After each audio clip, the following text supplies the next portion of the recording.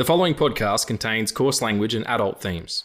This week on the show, Barsoom, Jarsoom, Jeddax, Helium, the Tarkes, and goddamn Zodanga. If you understood any of that, you're either from Mars or, like us, you've just rewatched John Carter from 2012. I'm Riggs. And I'm Zodanga. Oh, fuck. And this is the Film Addicts podcast.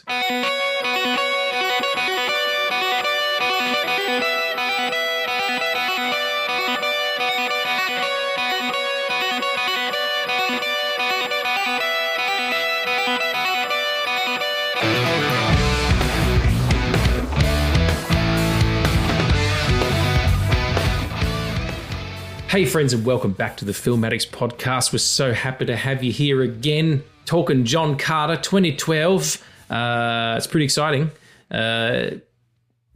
Another really misunderstood, perhaps, or it's a malign film anyways. You say to people who have John Carter, like, oh, that was the most expensive movie that ever lived and it fucking lost all the money. I'm like, yeah, it did. It cost $250 million and it lost $83 million in terms of, it's the investment, which isn't fucking crazy, but still quite substantial.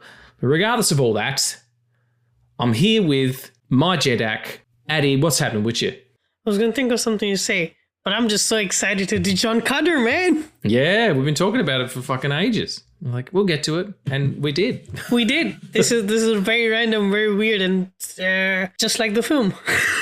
Yeah, I mean, it kind of works though. It does. It's like in terms of what we've been talking about. Yeah, it's adventure. It's underrated adventure, which is, I guess, what these 4 episodes could be called as. That could literally be the entire series we've just done. Yeah, absolutely. It's very special that we got a chance to actually, come all the way back around to it, because we have been talking about it for ages. But it's a little weird because we just already recorded an episode, so I don't really know how to segue into stuff. So do you just want to do a recommendation? Oh, that's right. We do that now. Shit. We do. You do.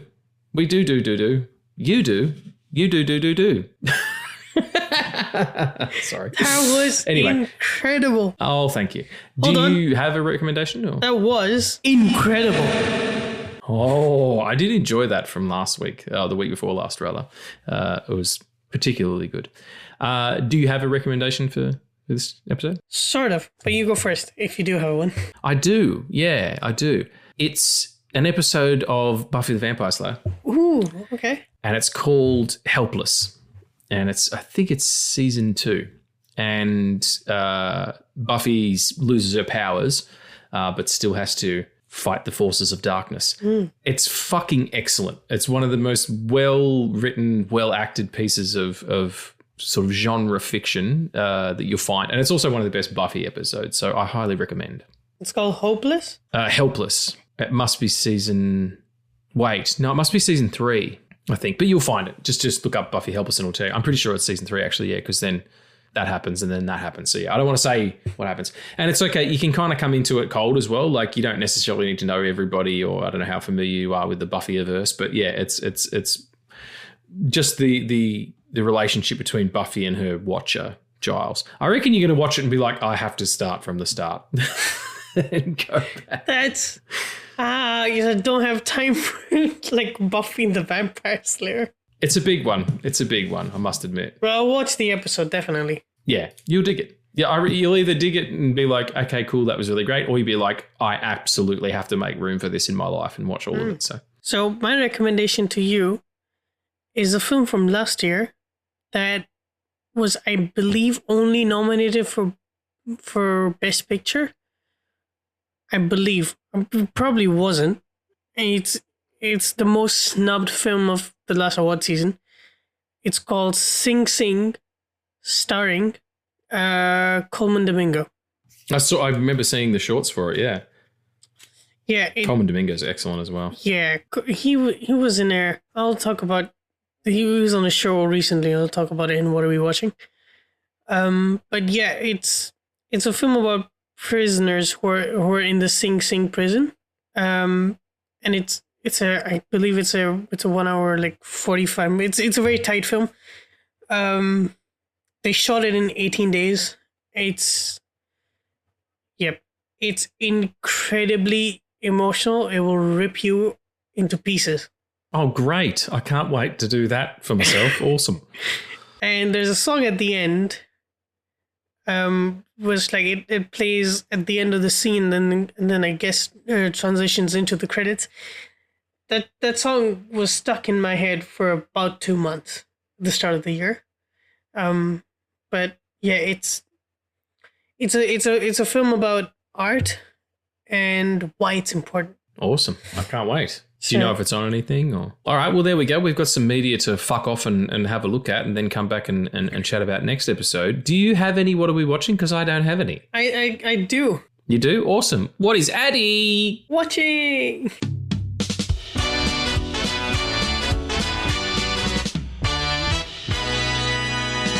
I watched John Carter. That's what I fucking watched. Yeah, that's what I watched as well. What did you watch? The show movie. The movie for the show. That's it. I watched... Oh, wait, hang on. You go ahead. Yes, no, that's absolutely the case. Yeah. What's up? I was thinking, what else did I watch? Nothing. Nothing that I didn't already mention. I was on the Sequel Suck podcast the other day. We were talking about Predator 2, but I'd watched it weeks ago because that episode got backloaded. So, yeah, that doesn't count. Predator 2 is good, though, by the way. I haven't... Like, the only Predator film I've seen is Prey. Really? You haven't even seen the original Predator, but you've seen Prey? I have seen Prey. I might have also seen Predator vs. Terminator, if that's a thing. Predator versus... It's not. Predator versus Aliens. No, because there's one where Arnold Schwarzenegger is hunting a predator. That's... You're taking a piss out of me. I'm not.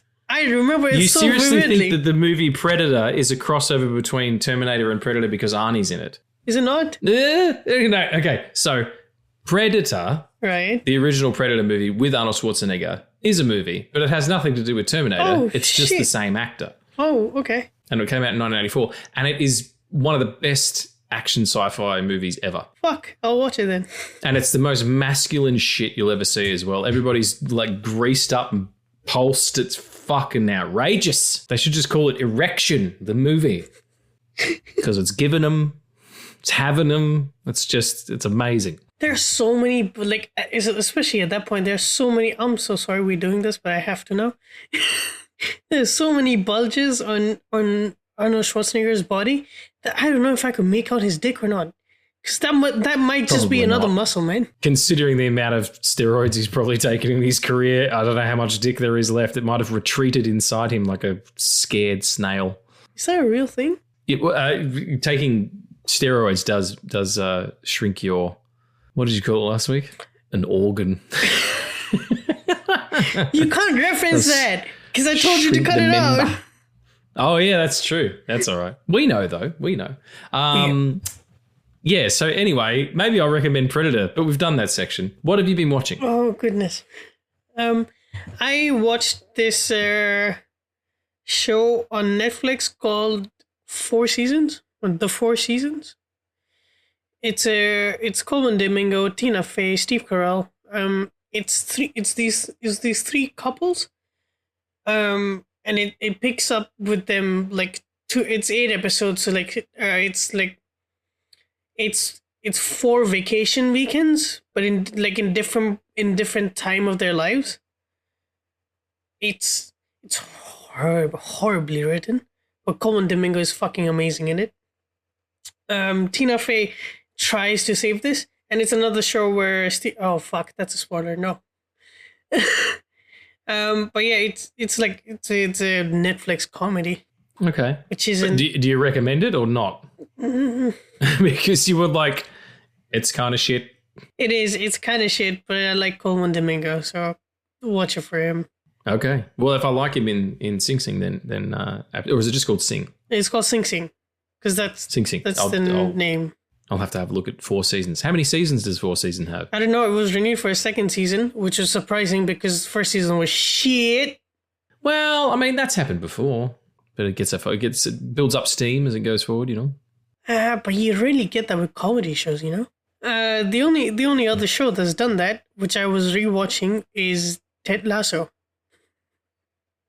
No, I'm saying that it got steam and then got more seasons. Yeah, absolutely, that's true. But the first season of Ted Lasso is fucking peak, man. It's so good. It's so peak. It's also, I'm not lying, they hint on Colin being gay in the first season. I picked it up this time. Holy shit. Yeah, right. That's a very progressive program, absolutely. Yeah. And not in a fucking flag-waving way either, just in a way that this is what life is. Yeah. You've been rewatching that, though. I have, because of things in the world and life. Yes. Things in the world in life. I do understand. Sometimes you go back to your favourite media, the feel-good stuff. I'm on the end of season 2. I have like 2 episodes left for season 2. And I have to say, I think you're the closest person I've ever known to be Ted Lasso. Me? Yes. I'm not kidding. That's quite a compliment. Thank you. I'm not much of a coach of any sort when it comes to sports. His like little mannerisms, his little eyebrow raises, his like giggle, all of it reminds me of you. All of it. Awesome. Oh, I take that as a massive compliment. I think that's a beautiful person to see some form of me recognized in that. Yeah. Yeah, that's been something that's been like a weird change this time. Is like I see you when I see Ted Lasso, which is weird, but it's also fucking great. Because it's not. I have no mustache. I mean, I do have a mustache, but it's attached to my beard. Yeah. It's not like it doesn't fly solo very often, or at all. And I don't have a thick American accent that's parodyable. But you are hot. Oh, yeah, when that goes without saying. Just look me up, everyone. You'll fucking forget about it. Were you watching anything else? I can literally hear Clark cracking the shits. He's fucking meowing his head off. I'm like, you've been asleep all day, motherfucker, and now you want something? Sleep all day. All day, in different places, under the bed, in the sun, on his bed in the sun, up on the tower thing, on the bed. Like, he's been moving around like he's been playing a fucking shell game. And now he's awake. He's like, come and do stuff. It's like having kids, except they're much smaller and cuter. So, yeah, Ted Lasso. Anything else? No, nothing of... Oh, I started The Sopranos. I'm done with episode 1. Oh, nice. Yeah, awesome. What did you think? It was pretty great. I was a little skeptical going in. Not skeptical. Skeptical. Yeah. Spectacles are what I'm wearing. Yep. It's also I'm a little spectacle. You are. About what's going on here. You what? You fucking what? You're a little spectacle full of fireworks. Yeah, that's right. That's a spectacle as well. I'm a little spectacle. Yeah, Sopranos, sorry. Yeah, I was a little skeptical going into it because I was like, I only want to watch it if like, because I don't like the gang stuff and all that. Like, it's just not for me. I've made that very clear. I don't like Martin Scorsese that much. No, I mean, I sure you don't have a problem with the dude himself. It's just his artistic output that maybe isn't for you. He seems like a perfectly lovely guy. He does. Oh my God, have you seen The Studio? Yeah, I've seen the first episode, yeah.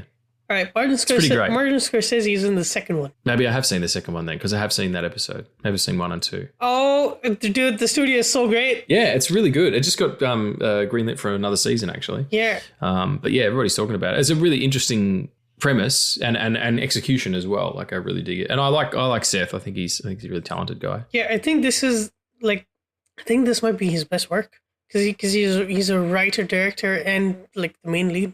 Yeah. Yeah, he's an auteur. What a weird fucking world.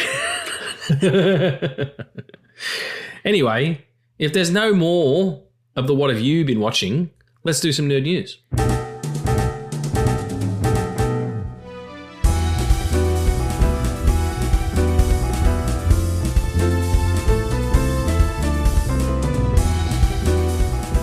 Here we are, nerd news. According to Deadline, which sounds legit, Thunderbolts director Jake Schreider, thank you for helping me out there, is in talks to direct Marvel Studios' X-Men reboot. You mentioned this in our last episode. How do you feel about that? I haven't seen the picture. I know he worked on Beef and a few other things, but he worked on Beef, and I believe he also directed Paper Towns, which is... He also worked on Chicken and Pork as well, so... I was waiting for it too. Oh, silly. Okay, so sorry, he worked on... That's a good joke. It was really simple, but it was a good one. But you know, he worked on beef. He worked on... Yeah, he got a little bit of flex. Now he's venturing into vegan sausage.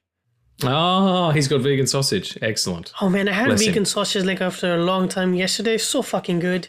Yeah, they're great. They're really good. I mean, it's really processed in terms of the way that they're produced, and it's not as good for you as people think it is just because it's not meat. But, you know, as long as it's part of a healthy diet of, you know, actual whole grains and things like that too. My parents are vegetarian, and the only sausage we get here is fucking beef that I can't eat. So that's the only option. Yeah, right. Okay. That's a damn shame. The only sausage you get is an interesting start of a sentence. I was about to jump in, but I thought I'll leave it. Say it. No, now you gotta say it. The only sausage I get is fucking in the mouth, mate. Yum, yum, yum, yum, yum. Terrible. Oh, my goodness. Yeah, so X-Men, is it like, what do you reckon? Because you were saying Ryan Coogler would be a better pick, but I think he's kind of off doing what he wants to do now. I don't like the idea of another straight white man doing X-Men films, but I did... How do you know he's straight? I'm sorry. I'm sorry to take that back. I mean, it's true. That's not what we want, but, you know, it's... I apologize. Yeah, you don't have that information, so you never could tell. But I just mean in terms of his directing pedigrees, you know, is Thunderbolts a well-made picture? It is. It definitely is. He also seems to be a team player. And, like, the only way the Marvel films can actually work is if you take the notes from Kevin Feige seriously. And that was the main, like, it was the big mishap of Phase 4 is that, you know, Kevin Feige was giving all the notes that he could, but it was already too late. Like, they were already, like, done with post-production and stuff, so they couldn't really change it, which is why they had so many reshoots. And the internet got up in arms about that shit, which it always does. But, yeah, like, the team building stuff and, like, characters working together as a team, I think he's a perfect fit, or a perfect pick for that. Yeah, okay. Well, that's high praise, I reckon. Next, the original Blade trilogy writer, David S. Goyer, has made a comment about the Mahershala Ali Blade film. And he said this. Someone asked him, would you write the MCU's Blade? And he said, I would. I've always loved the character and I love him. And I've been sitting on the sideline wondering what in the world is going on. I'm a huge Marvel fan myself and I've been totally puzzled. This is another news article that I will file under no shit, because it's no shit. No shit would he come back and write another Blade movie. Are you kidding me? The dude's been working in TV for years. And, you know, outside of doing DC movies that they've decided to completely sweep under the rug. You know what I'm saying? Like, of course he'd come back. That's just stupid. And maybe he should. Maybe he could write the ship. Who knows? But I still think Mahershala Ali's going to be 56 years of age before he can do it. It's still young for Blade. That's true. Yeah, no, but he's not supposed to. You know what? Never mind. The math behind it isn't going to work. And finally, second finally, Ryan Reynolds is writing a new Deadpool movie. An MCU report has revealed that Ryan Reynolds is working on a new Deadpool movie after Deadpool and Wolverine, and it could feature a new team. With Reynolds wanting Deadpool to play a supporting role moving forward, an X-Force movie could be the best possible use for him. That comes from Screen Rant. Now, I think we should be done with him. I think that's enough, Deadpool. Well, it's quite enough. Thank you very much. I don't even think he should turn up in the new movies they're making, the Doomsday and all that stuff, but he probably is, I guess. I don't know. I don't know, man. I was talking to Juan the other day, and I was like, you can't ever have a solo Deadpool film because it will take you 15 minutes at the most to realize that he's just a fucking asshole and you don't want to root for him if he's just alone. That's the way that Ryan Reynolds plays him. So yeah. So you're saying in the first film he gets together with Colossus and Negasonic Teenage Warhead and you know goes on a venture, and then the second one it's Cable, and then the third one it's Wolverine. But if you just have him on his own, he'll be intolerable. Yeah, definitely. Because also like the second one, it's not just Cable, it's the X-Force. Like the entire second half of the film is like making that team. Yeah, that's true. Yeah, you're absolutely right. Oh, well, I guess we'll see. Or we won't. I don't know how truthful that is. It's hard to tell when it's the internet. But finally, this one's for you. Vision Quest will be the final Marvel TV series to feature a major movie character. Now, I don't know what this means. All series going forward will give a spotlight on minor characters and introduce completely new ones. I kind of dig this. I think this is a good idea. Also, that also kind of means that the characters that they'll be introducing in the TV series won't be able to cross into that, like, into the MCU. Like, it'll be somewhat part of the loose MCU canon, but not entirely. Like, I believe the only person to ever do that would be Kamala Khan. Yeah, but that's okay. At least it'll give people opportunity, like, get more stuff like Werewolf by Night. Oh, please. Or Midnight, or Moon Knight.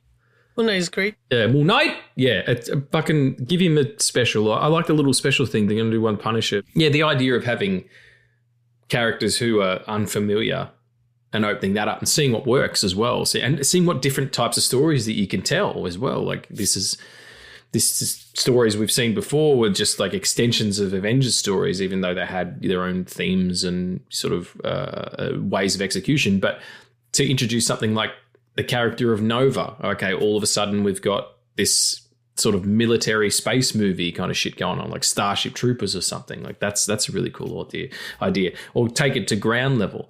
Find somebody in the Daredevil universe who kind of lives in the Born Again world and do one of those. Like it could be, I kind of want all of those people to come back. Yeah, I reckon they will. Season 2.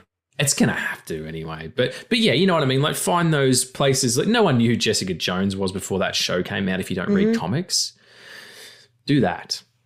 But anyway. Bring back my fucking agents, man. Jesus. Yeah, I mean, I don't know why they haven't thought to do that before. That show in its entirety is so much better than all the fucking Disney Plus shit that they've done. Exception being WandaVision and Loki. And Moon Knight. And Moon Knight. And Hawkeye. And Hawkeye. Yeah, I don't know about the other ones. Yeah, Daredevil Born Again sucks ass. I'm so sorry. Do you not like it? I'm kidding. We haven't had this conversation. You don't like it? Oh, you cheeky monkey. The Smashing Machine trailer that dropped. Benny Safdie's Smashing Machine, which is it's the biopic of a UFC fighter whose name escapes me, but The Rock's playing him. And I think I said to you, he's looking to get some Oscar for this, isn't he? Yeah. And he might fucking do it. It's just the little bit we've seen is really good. Yep. If he doesn't win, he's definitely getting a nomination. Have to. Because in that trailer, he's done more acting than the entirety of his previous career.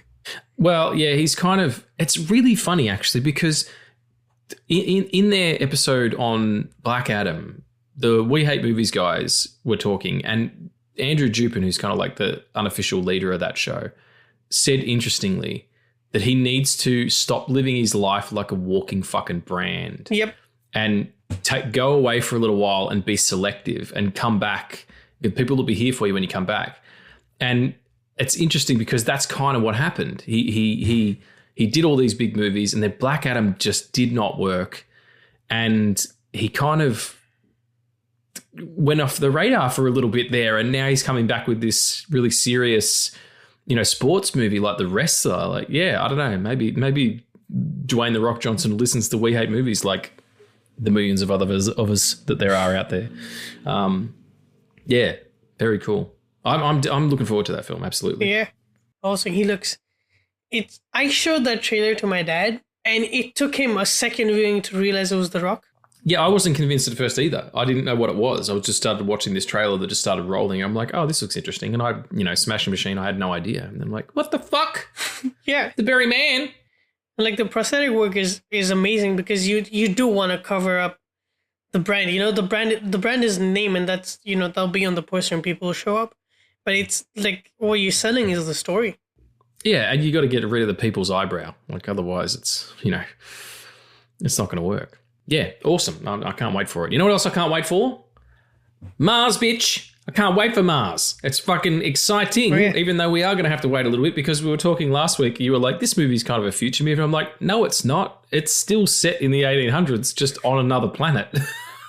So technically, it's an old movie or a flashback movie or whatever the hell. Yeah. But yeah, it is John Carter. He is from Mars. No, his name is Virginia. That's right, Virginia. I must ask before we get into it, have you read any of the Edgar Rice Burroughs books? I have not, mainly because they were published in 2014 or 1914, and I haven't. But I know like some of the lore. Yeah, and I mean Burroughs wrote some wonderful stuff. Did you know this part about the lore? That in the stories, John Carter and all the natives are nude. 50% better movie. If you're doing huge dong jumps, and there's just dong just like flapping in the window. That was great. That's all I'm saying. It'd be like, is there bats above us? Oh no, it's John Carter and his fucking horse-sized cock and balls. Oh my Lord. Jumping again. That's the show. Thanks for coming, everybody. Yep. Good night, everyone. That's John Carter from Mars. And he's not from Mars, he's just John Carter.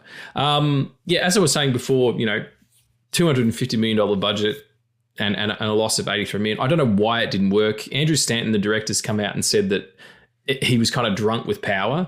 They gave him so much leeway and so much money. He just kind of went a bit crazy about it. And that's fairly understandable, I guess. But I think it's a better movie than people think it is, or it's a better movie than people remember it is. I don't really like Taylor Kitsch. I think there's some problems with his casting, but the motherfucker's got abs where there aren't abs. Like, that's not where the abs go. He was supposed to be like the next Tom Cruise, and they were working on it. And it sucks because John Carter and Battleship were in the same year. For real? It's so hard. Yeah. Battleship and John Carter were 2012. Battleship. Nah. From what my understanding is that the original source materials are quite a dense text, and you can see it here in you've got the opening salvo with Defoe's. Oh my God. It's incredible because his voice is so recognizable to me now. And every other time I've rewatched it, it didn't register. As soon as it starts, it's this is the red planet Barsoom, but you know it as Mars. And it's like, oh shit, that's Willem Dafoe. Yeah, and he's great in it. I don't know if they did mocap for it or anything, but there's some real sort of stuff going on. But you've right into the action. You got Dominic West. He's a fucking space pirate, basically. And you have the fantastic Mark Strong and his sort of time traveling high priests come and sway this war that's going on Mars in Dominic West's favor. And Dominic West's character is from the civilization which I mentioned before, Zodanga. The Zodangans. And then you've also got those from Helium, and they're kind of the two opposing sides of this fight. Great Mark Strong work. Really love him. Yeah, I think Mark... Old as the day is long. I've seen melons with more hair. It's amazing. I thought you saw like a moth. Crack a coconut on that. Oh my, what? You crack a coconut like that? No, like over the top, like that. Did I do it like this though? I thought egg in my head too. Maybe I fucked that up. But yeah, anyway. I love the fact that it's like at one point in your life you'd become a giant, and cracking a coconut is just cracking an egg. They're all my dreams. And you, sir, are my dream. I'll take it. I'll take all the attention I can get. Why do you think I'm on the internet? So it's New York City in 1881. You'll forget this every time. And Taylor Kitsch is sort of, as we'll find out later, setting up his own fake death in order to lure in Mark Strong. That's not happening in 1881. That's the problem. Is it not? I don't think so.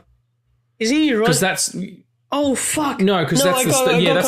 The actual story part of it starts in 1868. Yeah, confused. But we don't know that yet. We don't know what he's doing in that timeline and why it jumps back. And he's sending that his will and the book to his nephew, who starts reading the book. And then we flash back to 1868, where apparently everybody was having fake beards.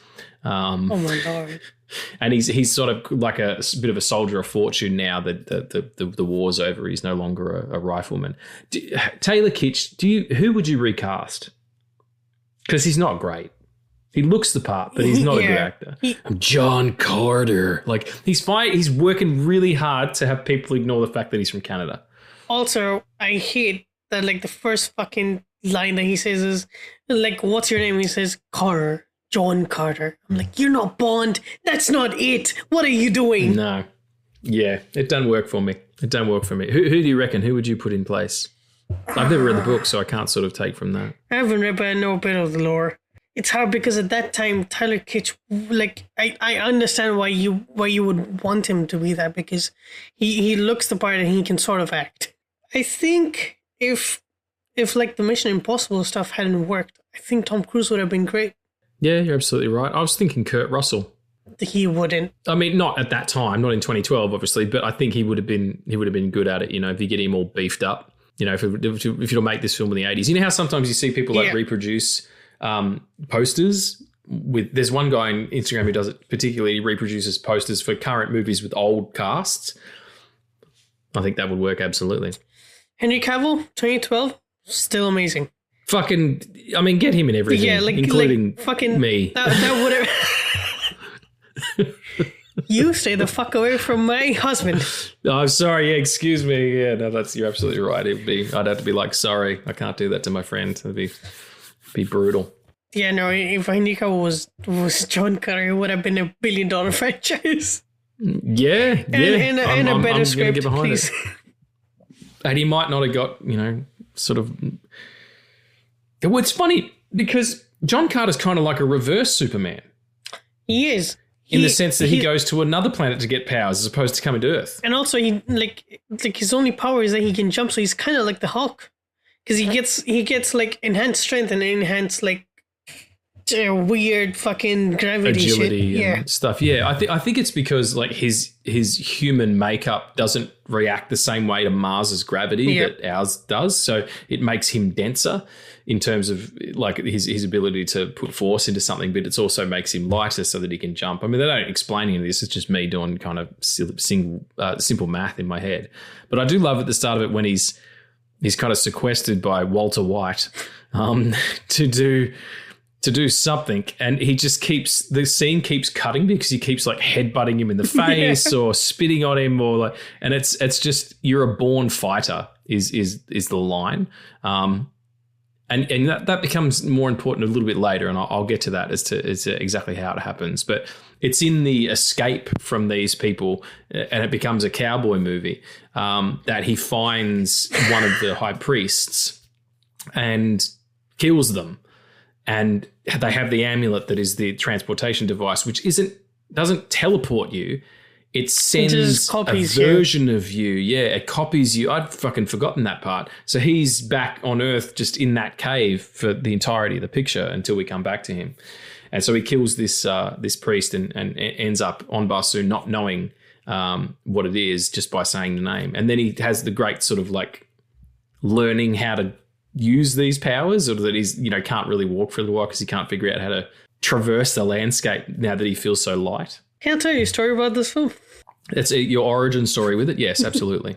So back in like 2012, I was watching like some kind of cartoon on Disney XD, and the trailer for this came on, and I thought like the trailer or like the teaser of it was just John Carter jumping into like when he goes up and saves Deja Thoris, sorry, and like that jump was basically the teaser of it. And I thought that he had a tail. And from that moment... it would have been your favourite then. From that moment, I till the time the film came out, I begged my mom to go and watch the film with me because I needed to watch it. Because it's a flying man with a tail. It's incredible, right? And so opening day, my mom takes me. We get the ticket, and we're like 5 minutes, or like the film is about to start in like 5 minutes. And then at the ticket counter, the fucker is like, you have to pay an extra $500 for 2 3D glasses because it's a 3D film, which is something that you lose. And nobody talks about it. It's supposed to be watched in 3D, which is why like the desert stuff is all like, it's a little further away and he's more into the foreground. So we rushed back home. We came back, and so I missed like the opening epilogue. or like the opening prologue. Fuck, you would have been completely lost then. So when we sat down in the theater and started watching it, it was when Ned arrives to the estate and John Carter has already died. I was like, oh, what? He's already dead? Then we missed the entire film. Did you manage to pick it up and figure it out? Yeah, no. Honestly, surprisingly, I was 9 and I understood everything that was happening. Yeah. Oh, okay. Yeah, I suppose your youthful mind is a little bit more elastic. The film ended. The country that we watched it in, they have forced intermissions, because they have intermissions for like every movie. So like in the first 45 minutes of it, you get an intermission. So they pause the film. They don't like cut it or anything. They just pause it in the theater because it doesn't come with an intermission thing.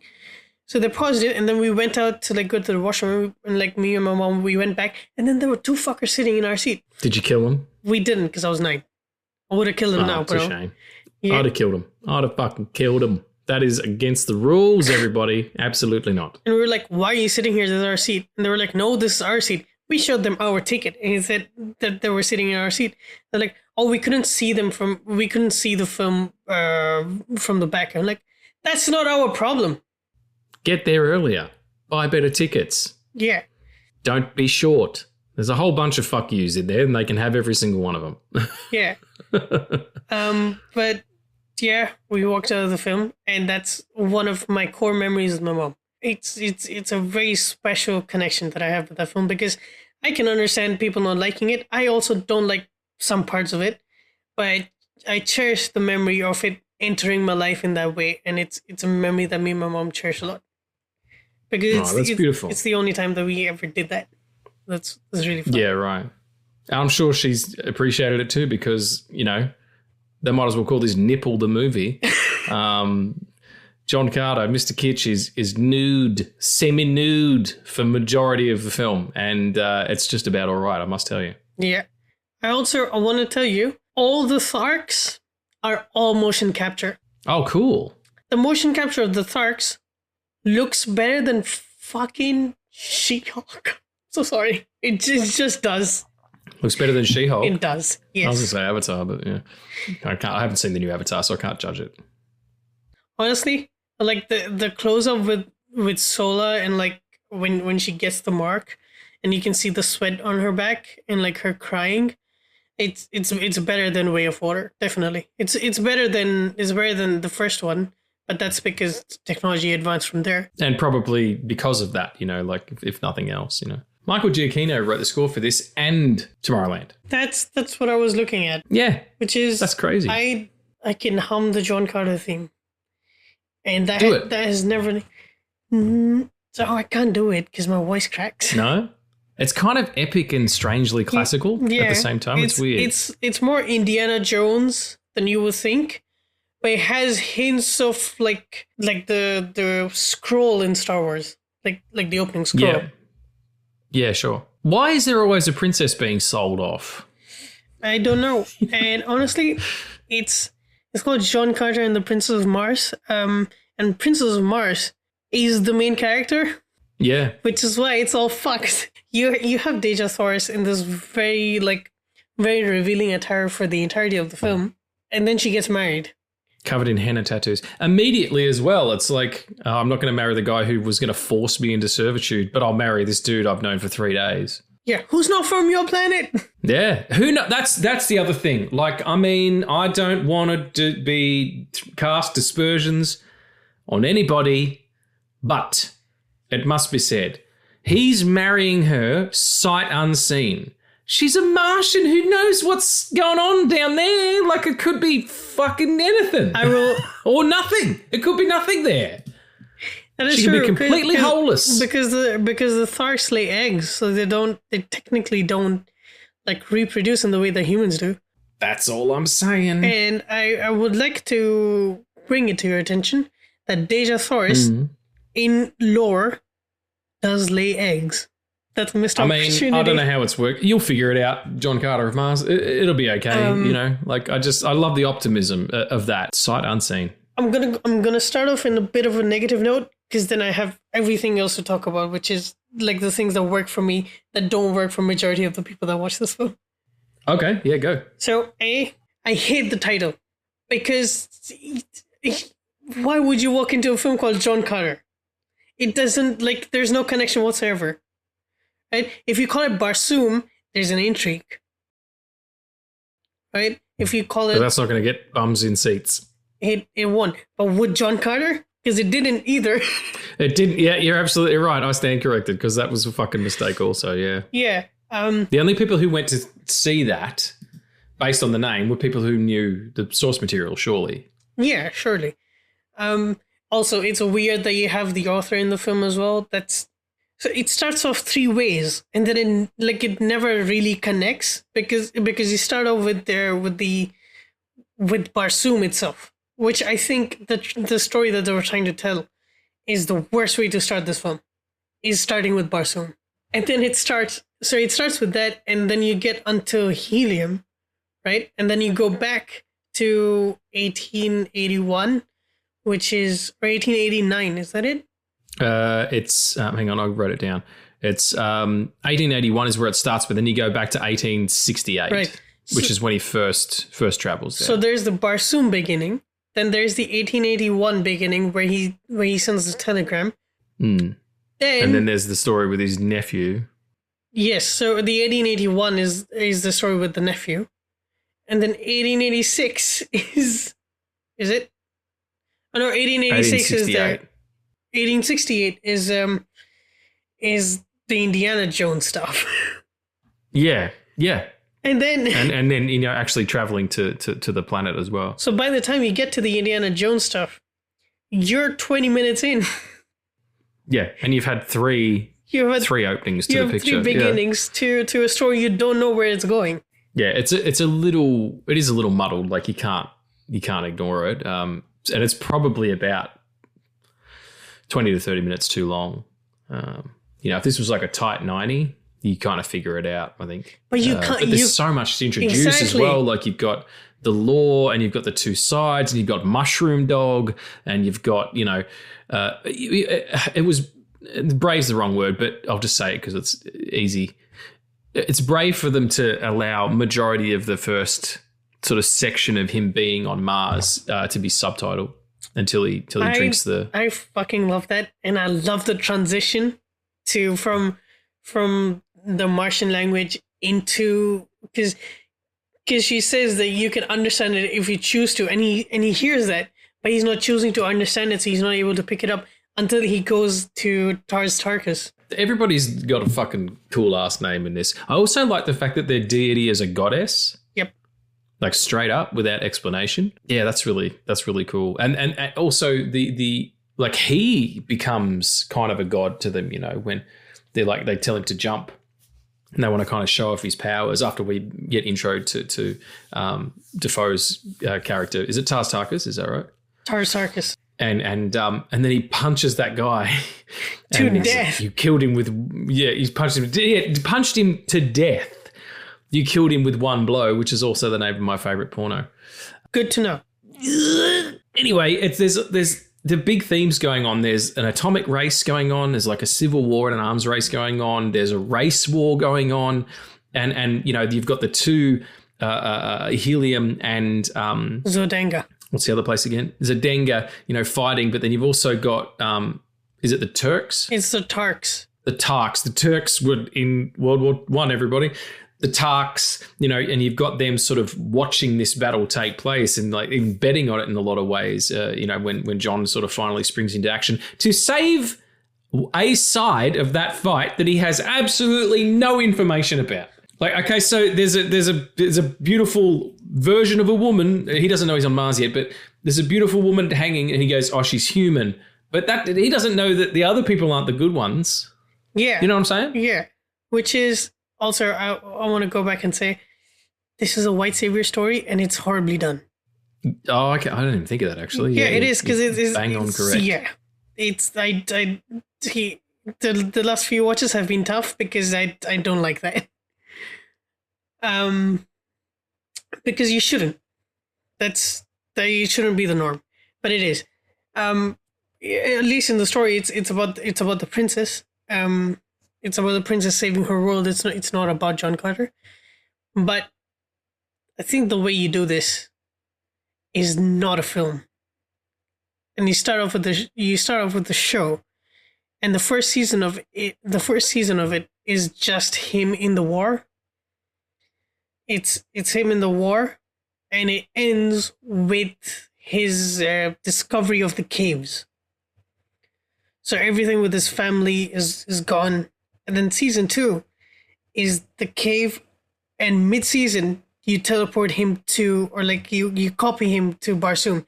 And that's where you introduce Barsoom for the first time. In the second season? Yes, because... You're fucking optimistic. What executive would sign off on that? You gotta understand, man. You need to care about John Carter. If the show is based on John Carter, like if the show's name is John Carter, you need to know who that person is and you need to care about him. That's the reason. That's like, people won't go watch this movie because they don't know who John Carter is. By the end of it, you still don't know who John Carter is. Yeah, but that's also, I think it's obviously, and we're being a little bit negative, but I think that's also down to the performance. The guy's got all the charisma of a fucking head of broccoli. Like, it's not... He's good in other things. He's really great in Friday Night Lights. Don't get me wrong about that. I've liked him in other things. He was even good in the second season of True Detective that nobody likes. This is not great. This is a very wooden performance. And probably because he was standing on a green screen stage surrounded by, people with fucking tennis balls strapped to their heads and Willem Dafoe's in stilts. The best performance of this film is Willem Dafoe as Tarkes. Yeah, he's great. Willem is a pure actor. He is in it for craft. And if someone says to him, do you want to try doing this? And that money probably helped as well. But do you want to try doing this? He's like, okay, cool. I've got to play a character with all of this stuff on. And I have to like get in my head that I look like this and I am like this. And I've got to learn a different language. Like that's him trying on something new, and that's what an actor, like a proper actor does. You dig into a role and you try new shit. Of course, he's the best thing about the whole picture. He's the one who gets it. He got the assignment. Yeah. Samantha Morton's really good though. She is Sola, correct? Yeah. Yep. So Sola is the brands on her back where he's like, you're out of room. The next one is your fucking ass. Also, that's it. The balls that they have to not explain a single thing about the Tark culture is insane. Like, you're here, deal with it. It's it's so pretty ballsy. specific. Like there's stuff like they're actually fighting for offspring. Yeah, because they can't because of the depletion of resources that Zodanga has caused. Both Zodanga and Helium have caused, technically. They're like, Mars is drying and dying. Like, that's one of the first things you hear Willem Dafoe say, that it's not dead, but it is dying or something like that. But like when he does, like when you come to him, no, when you go to him as he wakes up on Barsoom, you see the dried off trees and bushes, and it's that's in the foreground because in 3D that would have been the closest thing to your eyes. But you don't really see that throughout, but you do see that there, where like when he crosses the desert, it's like it seems like it's a desert because of the drought and not because it was like it was a desert forever. Like there was water here and then it dried. So yeah, and like when they bring him in on the creature, like I don't know what the creature is called, and like some of them say that the others haven't hatched and are weak, and so they kill them. Like Spartans. What is it? We don't help our weak, or we kill our weak because we're the best or something. That like the other one says in the white ape battle thing, like the gladiator arena. But yeah, all the Thark stuff, like the CG is incredibly well done. It holds up. Considering it's almost 15 years old now. Yeah. Like getting close to. Yeah, it is. It is really solid, and I, the battle sequences and the ships and all the sort of design of that, and particularly where the Tarkes take out one of the ships and they kind of crash together, like that all looks just as good as anything that's cracking on now. Like I love that like the ships have like these little like fins, and the fins are solar panels. Yeah, and it's sort of cool. some sort of crystal as well. I mean, of course that would be the case though. If your planet was that much closer to the sun, that's the other thing as well. Why doesn't he just burst into flames? He wouldn't have the base tan enough to be on Mars. True, but also because it's not actually him. Like it's like his yeah, that's right. Like part of his body is there and part of his consciousness is there, but his actual body is not on Barsoom.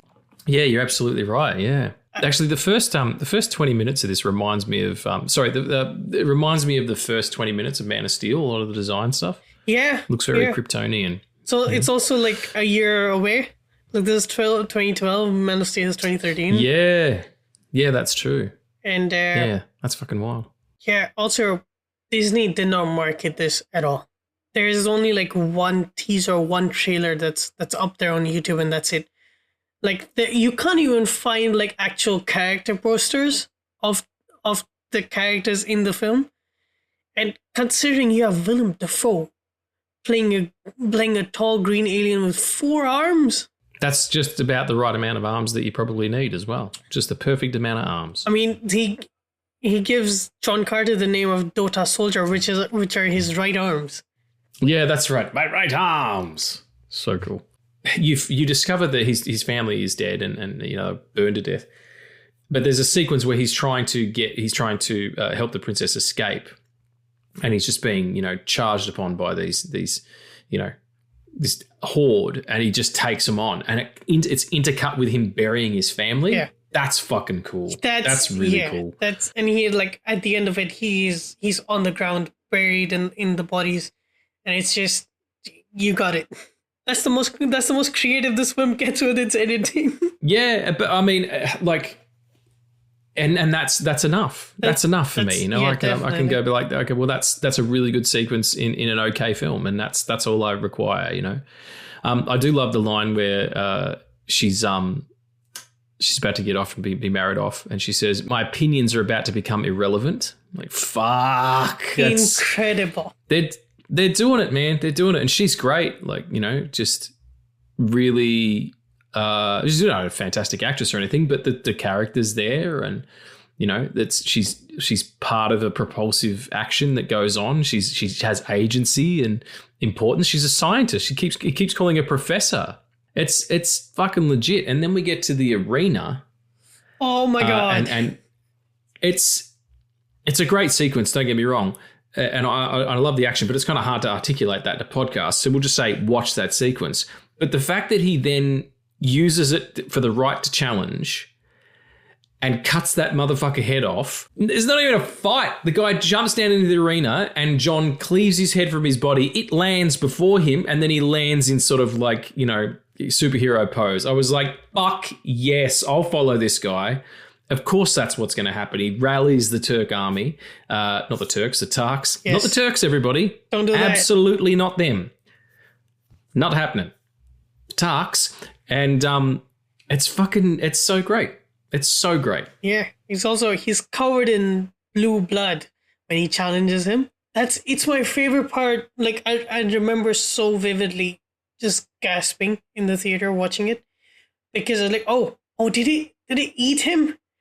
And then like from underneath the skin, the blade comes out, and then he comes out from inside of him. It's so cool. It's a born fighter, and that's why the end of it works so well. Is he has to wait that long. He's got to draw out, because Mark Strong and his the evil sort of magical high priest guys, they manage and feed the destruction of worlds, and that's kind of their juice. That's how they get their yayas or whatever the fuck.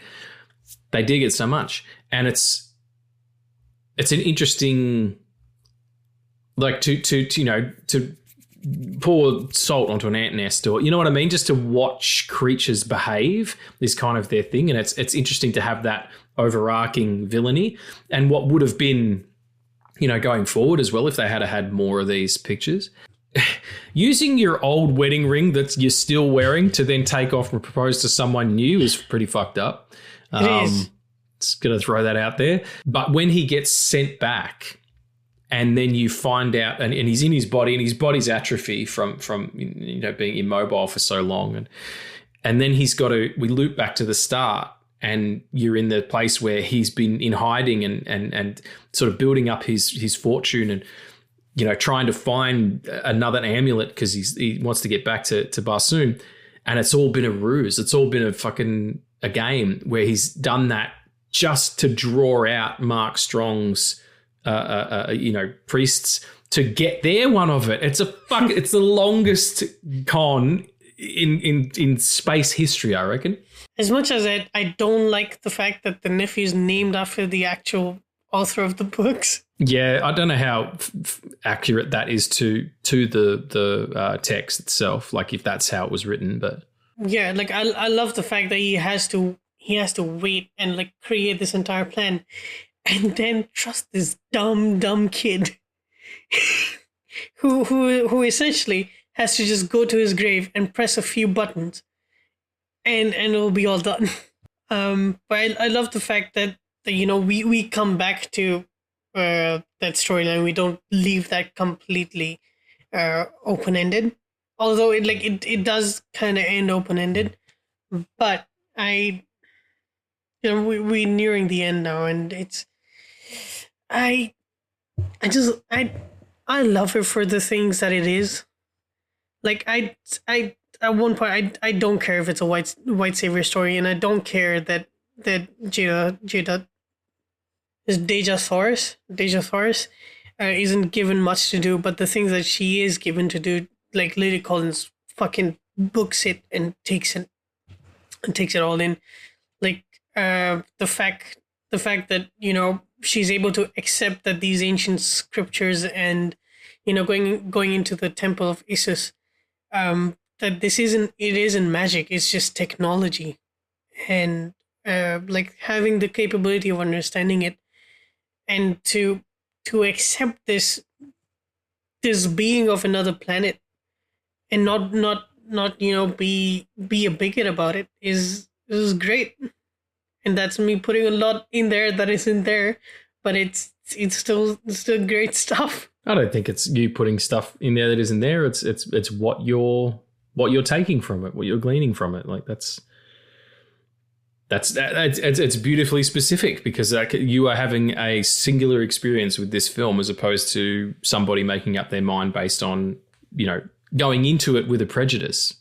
You didn't have that. And now you can see through the fog of what that is and it can mean something to you. It's great when movies do that. We did it with Babylon. We did it with Babylon. Yeah. And oh my God, we needed Babylon so much. Yeah, we did the reading on Babylon, absolutely. But yeah, it is a really good film. I would recommend you go and check it out. It's a good fun time. It is a little bit long in places and it's absolutely far from perfect, but then aren't we all? Check it out. It's on Disney Plus. I must ask you, I want to hear what your favourite line is. What's your favourite line from the whole picture? My favourite line from the film is, "And like a fool, I threw my medallion." That's a good one, actually. I wouldn't have thought that would be the one. Yeah, excellent. That's really good. Mine is my opinions is about to become irrelevant, which is fucking... Because you can feel it, line. Like in all of this like artificialness, and you're like, oh my God, it's happening too. Like all of it is happening too quickly. You're like, oh no, this is a character, and this character is going through stuff, and this is her doom, basically. And like when she says that I'm alone, she's on the verge of tears.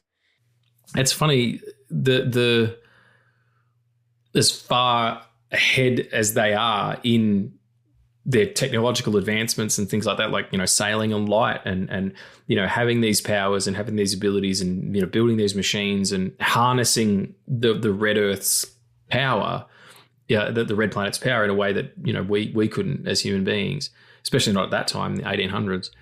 They're still so archaic in their rituals and the way that they behave. You know, whether it was the breeding rights thing or the leadership thing, or with the Tarkes, or whether it was these two nations warring because they happen to be trying to share the same space. Like, it's just all the stories that we tell still now based on what's happening around us. And yet, you know, they're an advanced civilization. So, yeah, there's a lot going on there it's going on, but it's just no one's really... It's not explored, yeah. No, there's the themes there are quite heady, and they're choosing to point them out, but then ignore how that they would then change people's behavior, or at least change the outcome of the story. Or how they would affect John Carter, who has seen all that on his world and now is getting to see it in an extremism, in an extremist way, on this planet. Like how that would affect him. Absolutely. Yeah, and how would he then want to fight? Would he fight? Would he give up? Would he be like, well, no, this isn't worth it? Or, you know what I mean? I think it's, there's a lot more to be mined there. And it would be interesting to see if something happens, you know, if this property gets picked up every, 20 or 30 years, they try and make Tarzan work. So whether animated or otherwise. That's true, they do. I have a fantastic script for The Phantom, which is ready to go. If anybody wants to give me a few bucks to make it, a few bucks and a banana. What is your favorite moment then? I have a few, so you have to go first. Okay. It's straight cutting that dude's head off. That is one of the most gangster shits I've ever seen in a kid's picture ever. He doesn't even get a look in. He doesn't even get a punch off. Anything. He just dives into the arena, snicked. That's it. Yeah. Good night, Vienna. Also, John Carter has the high ground in that one because he is coming down and John Carter can leap up and he has advantage. Yeah, I don't give a shit. Fucking enjoy that. Great head job. Oh my God, yes. Amazing head job. Okay, I'm going to go through a few, so you got to stick with me. My first time like in adulthood or rewatching this, like he wakes up and he's like, where on earth am I? It was like looking at the babies and like the hatching of the eggs. And I just, I was watching it with my brother and he is not like, he doesn't like adventure stuff. And he walked out at that line because I shouted, "Well, you're not, you're on Mars." It's just, yeah. I love the motion capture of it, and I love the look of the Tarkes. It's like the tusks and like their I don't know, like the chest plate that like shows you who the chieftain is, because it's like a chieftain system. It's not like royalty and stuff. Yeah, a Jeddax. Is their yes, that's the word. Yeah, the head of their crew or their military. Yeah, I love how Helium and Zodanga are fighting on these ships, and they're ships with warriors with swords and blades, whereas Tarkes, they don't have much, but they do have guns. It's so interesting to me that like their mentality isn't we have to save our world. Their mentality is let the red people fight each other and let the red Barsoom be ruled by Tarkes. Yeah. I love that John Carter... Or just let the animals wipe themselves out. Yeah. I love that John Carter spits when Tarkes tells him to jump. I love that. I've always wanted to do that, but it's unfortunate. I'm human, so I can't do that. I love that he goes 2 fingers on this hand and then 2 fingers on that hand. It's such a... Like if you go in with all this cynicism, you wouldn't enjoy that. But seeing that for the first time and then going back and watching it, it's like they're showing off, man. Like they could do this, And it's like it's all like that performance is again lifted up by the amazing talent that Willem Dafoe is, because that film isn't like half as good as it is if Willem Dafoe isn't attached. Yeah, he's the MVP of the picture, Yes. yeah. I loved Walu. It's the mushroom dog. It's the best. Yeah, super fast. Just caring. It's like a big toad or something. It's Yeah. just fucking, yeah, he's just a treasure. It's a toad. I love the first time we see him. It's just giant mouth that just is like yawning, and you can see like the inside, and like I don't know if that's like a practical effect or if it's CG, but I love it so much. And like no dialogue, nothing, but just the fucking growl he does to like the army when John Carter tells him to go and he just stays with him. Like the way that they show, like it's not much. It's only like 2 scenes, but the way that they show his speed. Or just the first time you do it, when you just see him materialize in front of John with a big smile on his face, like, oh, we're playing, this is awesome. And then you kind of understand that he's super fast. But just that first gambit of it being, you don't know why, don't know how he got there. Can he teleport or is it another one? Is there another one there? Yeah. And it's also because he is the keeper, or like the safekeeper of the children. And like they don't get to that stage to play with him because they're always that small, and then, they're taken away. So like the fact that this baby is like now walking, and it gets him excited. I love how you can see that in like his mannerisms. It's a really well animated aspect of the movie, yeah. Yeah. That the dog. The arena, the gladiator fight with the white apes is I still cannot articulate how epic that was in 3D, because it's another thing to like watch it on a TV or a laptop, and it's another thing to like be scared by the roars of something you haven't. And like I did not grow up with Star Wars or any other, like I did grow up with the Lord of the Rings, but at that point in my life I wasn't as big into it as I was for John Carter, because I didn't have the previous. I only like remember it through memory. But hearing the white ape roar, and then the sense of danger you feel when Tarkes isn't able to get up, and Sola jumps in, and the other lady is just like broken in half. Fucking, it's so great. Like, yeah, it's not perfect. I don't think it, like, this film, unless it was written perfectly and was at least 3 hours long, wouldn't have been perfect, because there's just so much story. But the fact that they exist, and the fact that there are things like that make it so much great, it makes me happy. It makes me happy that I can go back to it and appreciate those many, many times. That's beautiful. That's what movies are all about, kids, and get amongst it. John Carter, he's from Mars. Check it out. We got any questions this very fine day? We do.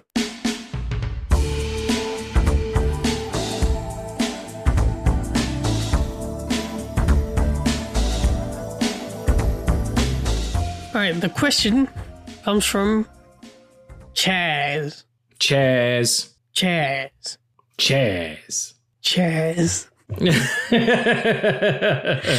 hope you enjoyed that, man. I'm sure he did. All right. The question is, what piece of comic, film, novel, or TV can be done as a time loop?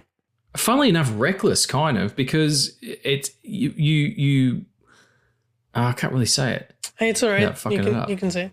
It does kind of loop back. Like you end up finding out that it's a memoir. Oh shit. Yeah.